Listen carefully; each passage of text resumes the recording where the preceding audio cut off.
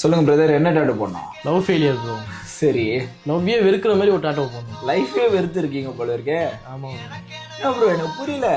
ஆக்சுவலா அம்மா அப்பா காசு கட்டி படிக்க வைப்பாங்க, எக்ஸாம்ல ஃபெயில் ஆயிட்டு அது கூட இவ்வளவு ஃபீல் பண்ண மாட்டானுங்க. எனக்கு கையில இருந்து காசை செலவு பண்ணி நேரத்தை செலவு பண்ணி ஃபெயில் ஆயிட்டாங்கன்னா அதுக்கு பயங்கரமா ஃபீல் பண்றீங்க. லவ் ஃபெயிலியர்னா அது லைஃபே ஃபெயிலியர்னு கிடையாதுல்ல ப்ரோ, அது ஒரு ரீஸ்டார்ட் தானே.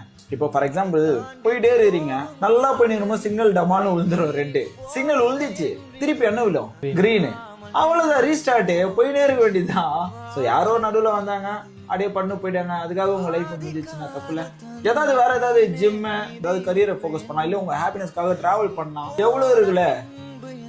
ஸோ நான் லவ் ஃபெயிலியர் தேடிவே போலாமா, இல்லை ஏதாவது மோட்டிவேஷனா போயிடலாமா அப்படி?